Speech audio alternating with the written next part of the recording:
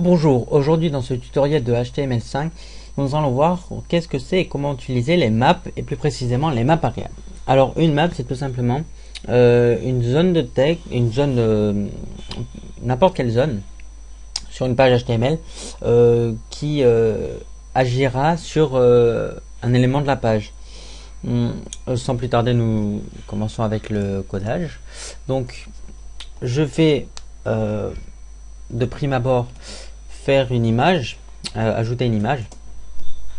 J'ai préféré faire une image rectangle avec un rectangle, un cercle, un polygone. Je vais vous expliquer dans un instant pourquoi. Mais auparavant, je dois faire ajouter cette image. Donc je l'ai appelée mon image.jpg. Voilà.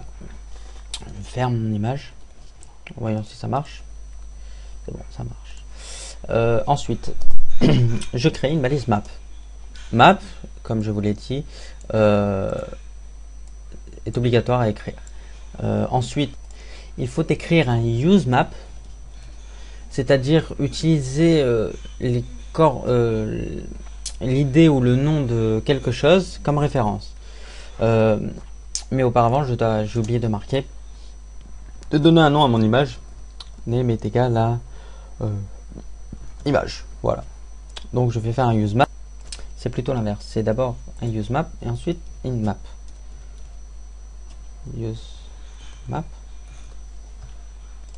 Et ensuite je fais un name égale image. Voilà, comme ceci. Je ferme ma balise et je dois mettre un dièse car c'est un nom, c'est un name. Voilà. Donc tout de suite, continuons avec une area qui est, comme vous l'aurez compris, une aire cliquable. Donc je vais faire une area. Alors il y a trois types d'area qui sont déclarés par area shape, comme ceci. Nous avons le circle qui est le cercle, le rectangle qui est le rectangle et le polygone qui est toutes les autres formes. Donc c'est pour cela que j'avais mis dans mon image un rectangle, un cercle et un polygone. Voilà. Donc je vais mettre dans cette area shape en premier le circle au hasard. Voilà. Ensuite à la ligne, au même niveau pour être plus lisible, les coordonnées.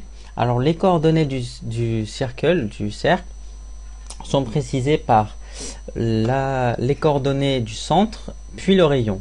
Alors comment voir les coordonnées de quelque chose? Tout simplement avec Paint. Nous regardons dans une image, par exemple en introduisant mon image.jpg, nous allons regarder où se trouve le centre. Alors le centre se trouve à 325.100, on va dire. Voilà. Donc les pixels, comme vous pouvez les voir, sont en bas. Là, regardez bien, nous voyons donc. Voilà, comme ceci. Donc je vais mettre 320,100, le rayon du cercle. Alors le rayon du cercle, c'est 45. Ensuite, après le shape et l'accord, vient le href, le plus important. Le href amène vers la page, une page dans laquelle, lorsque nous cliquerons dans l'area shape, donc dans la zone de cercle, en gros. Donc pour les besoins de l'exercice, j'ai créé trois pages HTML, l'une contenant l'image rectangle.jpg contenant donc le rectangle. Ensuite, de même pour cercle et de même pour le polygone, enfin le triangle plus précisément. Donc je vais faire un href de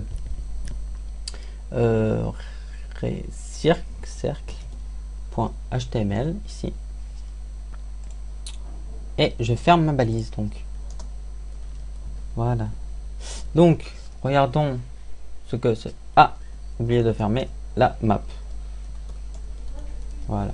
Donc tout de suite, dans ce que cela donne, nous pouvons voir que là il n'y a pas de zone cliquable et là il y a une zone cliquable. Donc je clique dessus et nous tombons sur la page cercle.html. Voilà. Donc c'est ça la map area, l'utilité principale du map area. Alors bon, je vais continuer pour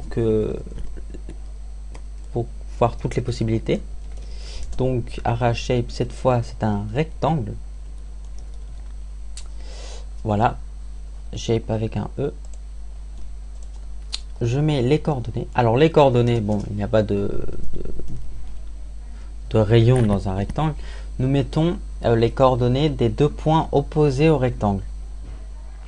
Donc par exemple, nous allons voir avec Paint ce que cela donne. Donc nous avons d'un côté, prenons celui-là, 65, 145.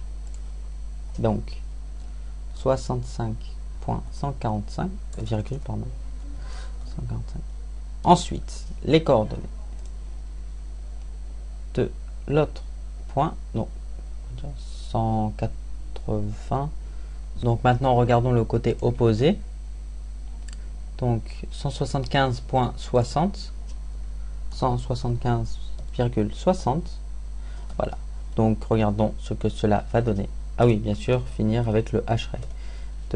Donc, ne pas oublier d'introduire le href avec le rectangle.jpg que j'ai créé au préalable.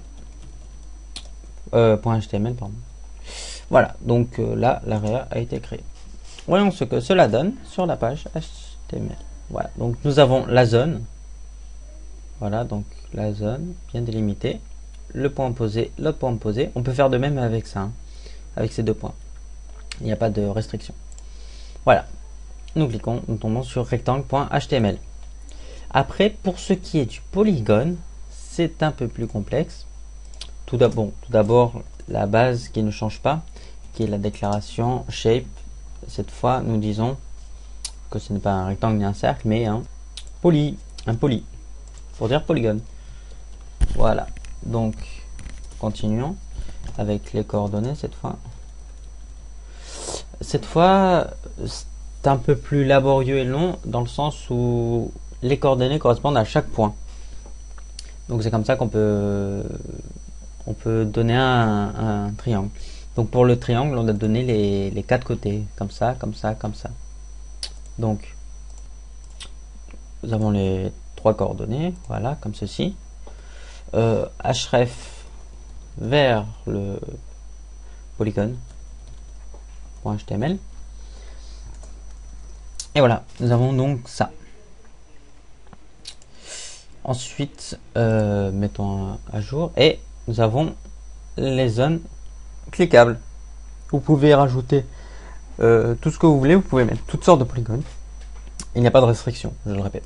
Voilà, donc nous cliquons, nous avons polygone.html qui est en gros un zoom de l'image précédente que nous avons cliqué.